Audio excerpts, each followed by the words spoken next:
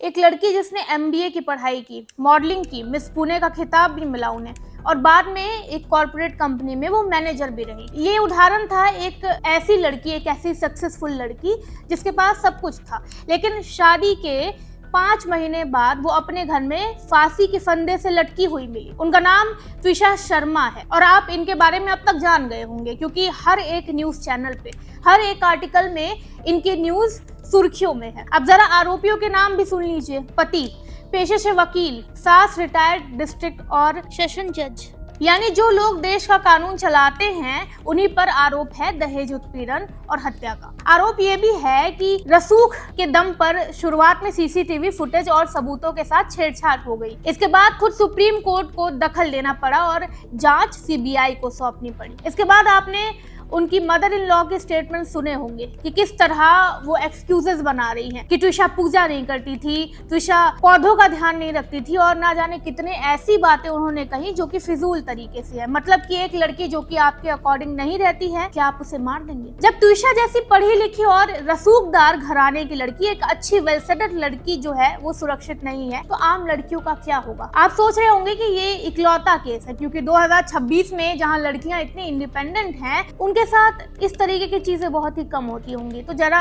National crime records bureau यानी NCRB का ये सरकारी डाटा देखिए, आपकी रूह कांप जाएगी। भारत में हर साल 16 औरतें मरती हैं दहेज की वजह से, हर एक दिन। अब जरा इस नंबर के डरावने सच को महसूस कीजिए। सुबह आप उठे, ऑफिस गए और रात तक के समय को मिला करके 16 लड़कियों ने अपनी जान गंवा दी बस दहेज के लिए। लोग कहते हैं कि हमारा देश बदल रहा है, सुधार हो रहा है। वो तर्क देते हैं कि 2014 में दहेज से 8,455 मौतें हुई, जो 2024 में घटकर 5,737 हो गई। लेकिन जरा ठहरिए, 5,737 लाशें कम नहीं होती हैं। अगर 2012 से 2024 तक का सरकारी आंकड़ा जोड़ दें तो 75,000 से ज्यादा महिलाएं दहेज की बलि चढ़ चुकी हैं। ये एक छोटे मोटे शहर की आबादी है। और अब बात सिर्फ मौत की नहीं है, इससे भी ज्यादा दर्दनाक आंकड़ा है दहेज के कारण होने वाली आत्महत्याओं का।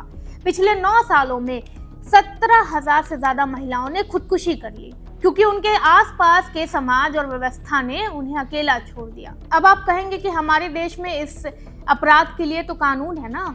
बिल्कुल है। 1961 का दहेज निषेध अधिनियम और अभी हाल ही में लागू हुई भारतीय न्याय संहिता यानी बीएनएस की धारा 80, जो पहले आईपीसी 304 थी, साफ कहती है कि अगर शादी के 7 साल के भीतर किसी भी महिला की संदिग्ध परिस्थितियों में मौत होती है और दहेज का दबाव साबित होता है तो वो सीधे दहेज मृत्यु का केस है। कानून कागज पर बहुत मजबूत है, तभी तो साल 2024 में 12,343 केस थाने में दर्ज हुए। इसका मतलब जानते हैं, भारत में हर घंटे में एक दहेज का नया मामला दर्ज हो रहा है। लेकिन असली खेल इसके बाद शुरू होता है। इन मामलों में कोर्ट के अंदर सजा मिलने की दर यानी कन्विक्शन रेट सिर्फ 33% से 45% है। मतलब हर 2 में से एक आरोपी कानूनी पेचीदगियों, रसूख, पैसे या गवाही के मुकर जाने की वजह से साफ बच निकलता है। और जब आरोपी खुद त्विषा के ससुराल वालों की तरह कानून का जानकार हो तो न्याय की उम्मीद और धुंधली हो जाती है। तो असली समस्या कानून का होना या ना होना नहीं है, समस्या है हमारी सोच जो कहती है बेटी की शादी है तो थोड़ा बहुत दान दहेज देना पड़ेगा, गिफ्ट देना पड़ेगा। समस्या है चुप्पी जो पड़ोसी साथ लेते हैं जब बगल के घर में चीखने की आवाज आती है। त्विषा शर्मा का केस इस बात का सबूत है कि आज कोई भी लड़की सुरक्षित नहीं है, चाहे वो कितनी ही पढ़ी लिखी या कामयाब हो। हर आधे घंटे में एक नया केस दर्ज हो रहा है।